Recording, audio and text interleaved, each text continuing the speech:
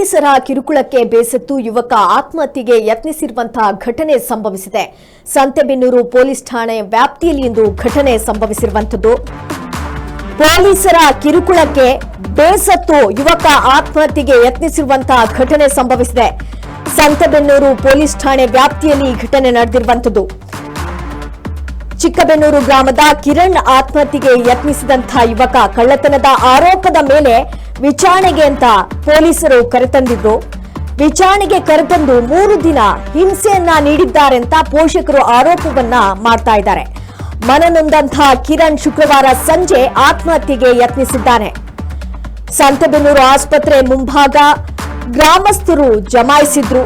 ಚಿಕ್ಕಬೆನ್ನೂರು ಗ್ರಾಮಸ್ಥರಿಂದ ಪೊಲೀಸರ ವಿರುದ್ಧ ಆಕ್ರೋಶವನ್ನ ಕೂಡ ವ್ಯಕ್ತಪಡಿಸಲಾಗಿತ್ತು.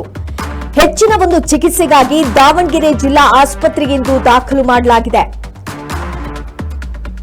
ಪೊಲೀಸರ ಕಿರುಕುಳಕ್ಕೆ ಬೇಸತ್ತು ಯುವಕ ಆತ್ಮಹತ್ಯೆಗೆ ಯತ್ನಿಸಿರುವಂತಹ ಘಟನೆ ಸಂಭವಿಸಿದೆ.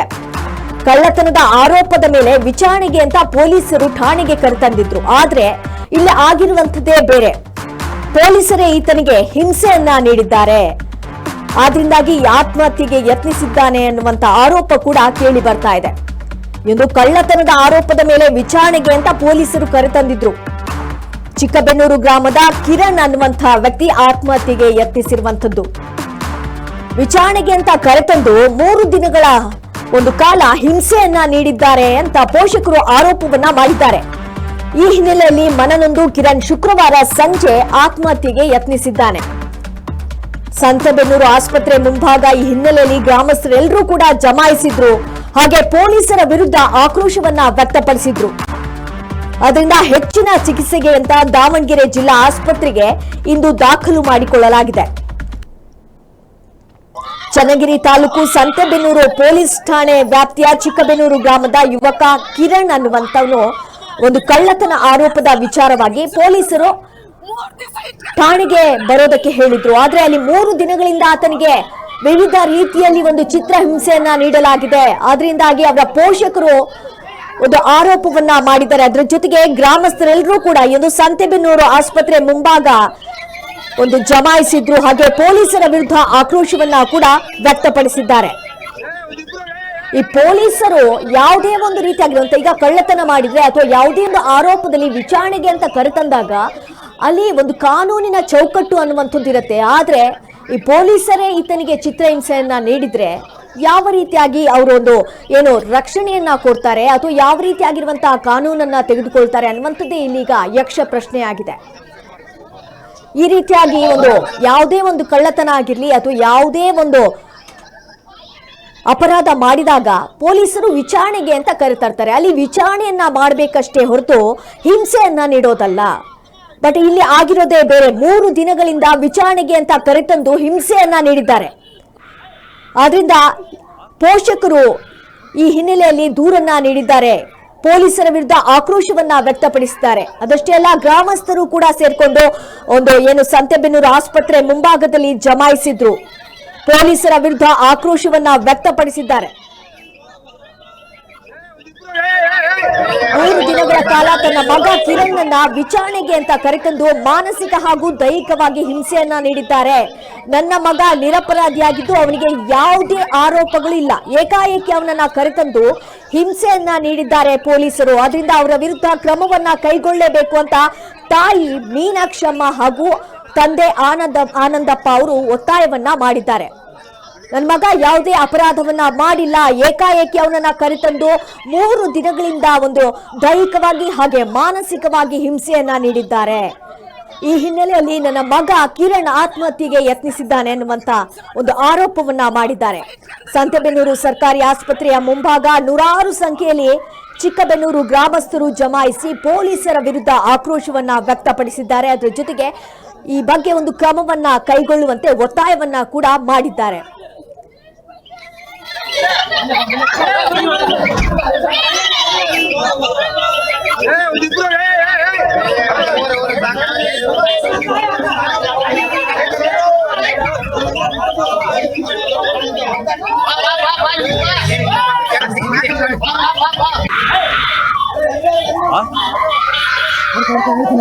भारी केस है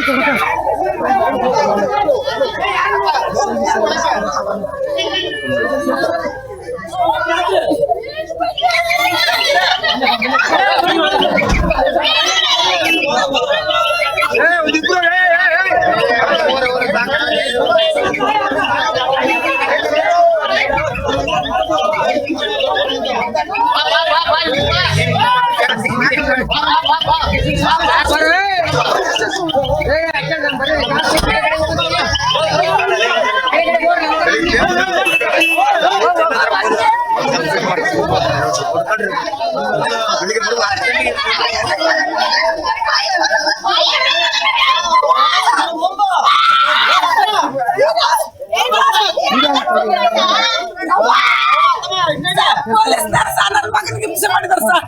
3 ದಿವಸ ಇಟ್ಕೊಂಡು ನನ್ನ ಮಗನ್ನ ಬೈಕ್ ಮೇಲೆ ಬರನ್ನ ಹಿಡ್ಕೊಂಡೋಗಿ ಎನ್ಕ್ವೈರಿ ಮಾಡ್ತೀನಿ ಅಂತ ಹೇಳಿ ಕರ್ಕೊಂಡು ಹೋಗಿದ್ದಾನೆ. 3 ದಿವಸ ಬಚ್ಚಿಟ್ಟಿದ್ದಾರೆ. 3 ದಿವಸ ಸಂತೆಬೆನ್ನೂರು ಸ್ಟೇಷನ್ಗೆ ಇಟ್ಟು ನೀನು ಬರ್ಲಿಲ್ಲ ಅಂದ್ರೆ ಬೇರೆ ಯಾರನ್ನಾರು ಹಿಡ್ಕೊಡ್ಲಿಲ್ಲ ಅಂದ್ರೆ ಮತ್ತು 3 ದಿವಸದೊಳಗೆ ನಿನ್ನ ಹಿಡ್ಕೊಂಡು ಹೋಗ್ತೀನಿ ಅಂತ ಹೇಳಿ ಎದುರಿಸಿ ಕಳ್ಸಿದಾರೆ ನನ್ನ ಮಗನ್ನ. ಅದಕ್ಕೆ ಸೂಸೈಡ್ ಮಾಡ್ಕೊಂಡ ನನ್ನ ಮಗ ಉರ್ಲಾಕ್ಯಂದಾನೆ ಮನೆಗೆ ಉರ್ಲಾಕ್ಯಂದಾನೆ. 3 ದಿವಸದೊಳಗೆ ನೀನು ಹಿಡ್ಕೊಡ್ಲಿಲ್ಲ ಅಂದ್ರೆ ನಿನ್ನ ಹಿಡ್ಕೊಂಡೋಗಿ ಕೇಸ್ ಹಾಕ್ತೀನಿ ಅಂತ ಹೇಳಿದ್ದಾರೆ ಪೊಲೀಸರು. 3 ದಿವಸದೊಳಗೆ ಪೊಲೀಸ್ ಸ್ಟೇಷನ್ಗೆ ಪೆಟ್ರೋಲ್ ತಗೊಂಡೋಗಿದ್ದೆ ನನ್ನ ಮಗನ ಬಿಟ್ಟು ಕಳ್ಸ್ರಿ ಅಂತ. ಪೆಟ್ರೋಲ್ ತಗೊಂಡೋಗಿದ್ದೆ. ನನ್ನ ಮಗ ತಪ್ಪು ಮಾಡಿಲ್ಲ, ಏನು ಮಾಡಿಲ್ಲ. ನನ್ನ ಮಗನ ಮದುವೆ ಮಾಡಿ ಮನೆಗೆ ಇಟ್ಕೊಂಡಿನಿ ಅಂತ ಮಗನ ಕರ್ಕೊಂಬಂದು ಹಿಂಸೆ ಮಾಡಿದ್ದಾರೆ ಅಂತ ಸಂತೆಬೆನ್ನೂರು ಪೊಲೀಸ್ ಸ್ಟೇಷನ್ ಅವರೇ ಮಾಡಿದ್ದಾರೆ. ಸಬ್ ಇನ್ಸ್ಪೆಕ್ಟರ್ ಹತ್ರ ಕಂಪ್ಲೇಂಟ್ ಕೊಡಕ್ ಹೋಗಿದ್ದೆ. ನಾಳೆ ಬಂದು ಕೊಡಂತ ಮಂದ ಅವನೇ ಕರ್ಸಿದ್ದಣ್ಣ. ನಾಳೆ ಬಂದು ಕೊಡಂತಮ್ಮ ಕಂಪ್ಲೀಟ್ ಇವತ್ತು ಕೊಡ್ಬೇಡ ನಿನ್ನ ಮಗನಿಗೆ ಅಂತ ಹೇಳಿದ್ರು. ನನ್ನ ಮಗ ಬೇಕು ಅಂತ ಹೇಳಿ ಪೆಟ್ರೋಲ್ ತಗೊಂಡೋಗಿದ್ದೆ ನಾನೇ ಸುಟ್ಕನಕ್ಕೆ. ನಾನು ಬೇರೆ ಹೇಳಿದ್ರು ಇದೇ ಪೊಲೀಸ್ ಸ್ಟೇಷನ್ ಹಿಡ್ಕೊಂಡು ಹೋಗಿದ್ದಾರೆ ಅಂತ. ಆವಾಗ ಹೋಗಿ ಪೆಟ್ರೋಲ್ ತಗೊಂಡೋಗಿ ಎದುರಿಸಿ ನನ್ನ ಮಗನ ಬಿಟ್ಟು ಕಳ್ಸಿದ್ದಾರೆ. ಇಲ್ಲ ಅಲ್ಲಿ ತನ್ನ ಮಗ ಯಾವುದೇ ರೀತಿಯಾಗಿರುವಂತಹ ತಪ್ಪನ್ನ ಮಾಡಿಲ್ಲ, ನನ್ನ ಮಗ ನಿರಪರಾಧಿ ಅನ್ನುವಂಥ ಮಾತನ್ನ ಮೀನಾಕ್ಷಮ್ಮ ಹೇಳ್ತಾ ಇದ್ದಾರೆ. ಏಕಾಏಕಿ ನನ್ನ ಮಗನನ್ನ ವಿಚಾರಣೆಗೆ ಅಂತ ಪೊಲೀಸರು ಕರೆತಂದಿದ್ದಾರೆ. 3 ದಿನಗಳಿಂದ ಆತನಿಗೆ ದೈಹಿಕವಾಗಿ ಮಾನಸಿಕವಾಗಿ ಹಿಂಸೆಯನ್ನ ನೀಡ್ತಾ ಇದ್ದಾರೆ. ಈ ರೀತಿಯಾಗಿರುವಂತಹ ಆರೋಪವನ್ನ ಆ ಯುವಕನ ತಾಯಿ ಮಾಡ್ತಾ ಇರುವಂತದ್ದು. ಈತ ಯಾವುದೇ ತಪ್ಪನ್ನ ಮಾಡಿಲ್ಲ, ಈತ ನಿರಪರಾಧಿ, ಆದ್ರೂ ಕೂಡ ಇವನನ್ನ ಕರ್ಕೊಂಡು ಬಂದಿದ್ದಾರೆ. ಏಕಾಏಕಿ ಪೊಲೀಸರು ಠಾಣೆಗೆ ಕರೆತಂದು ವಿಚಾರಣೆಯನ್ನ ಮಾಡುವ ಬದಲು ಅಲ್ಲಿ ಈ ರೀತಿಯಾಗಿ ಹಿಂಸೆಯನ್ನ ನೀಡಿದ್ದಾರೆ. ಆದ್ರಿಂದ ಪೊಲೀಸರ ವಿರುದ್ಧ ಒಂದು ಕ್ರಮವನ್ನ ಕೈಗೊಳ್ಳಬೇಕಾಗತ್ತೆ ಅನ್ನುವಂತ ಒಂದು ಆರೋಪವನ್ನ ತಾಯಿ ಮೀನಾಕ್ಷಮ್ಮ ಅವರು ಮಾಡ್ತಾ ಇದ್ದಾರೆ. ಇಂದು ಯಾರೇ ವ್ಯಕ್ತಿ ಆಗ್ಲಿ ಯಾವುದೇ ಒಂದು ತಪ್ಪನ್ನ ಮಾಡಿದಾಗ ಅದಕ್ಕೆ ಒಂದು ಕಾನೂನಿನ ಚೌಕಟ್ಟು ಅನ್ನುವಂಥದ್ದು ಇರತ್ತೆ. ಪೊಲೀಸರು ಅದಕ್ಕೆ ವಿಚಾರಣೆಯನ್ನ ಮಾಡ್ತಾರೆ. ಏನ್ ತಪ್ಪಾಗಿದೆ ಏನಾಗಿದೆ ಅನ್ನುವಂಥದ್ದನ್ನ ಎಲ್ಲವನ್ನ ಕೂಡ ಅವರು ತಿಳಿದುಕೊಳ್ತಾರೆ. ಆದ್ರೆ ಇಲ್ಲಿ ಪೊಲೀಸರೇ ಈ ರೀತಿಯಾಗಿ ಹಿಂಸೆಯನ್ನ ನೀಡಿದ್ದಾರೆ.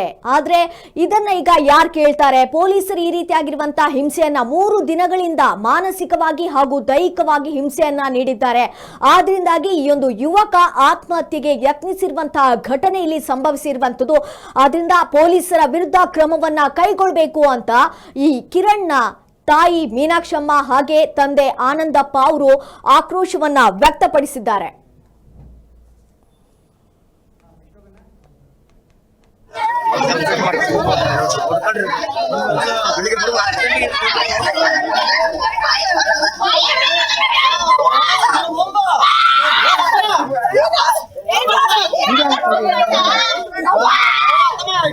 ಪೊಲೀಸ್ನವರು ಸಹ ನನ್ನ ಮಗನಿಗೆ ಹಿಂಸೆ ಮಾಡಿದಾರೆ ಸರ್. 3 ದಿವಸ ಇಟ್ಕೊಂಡು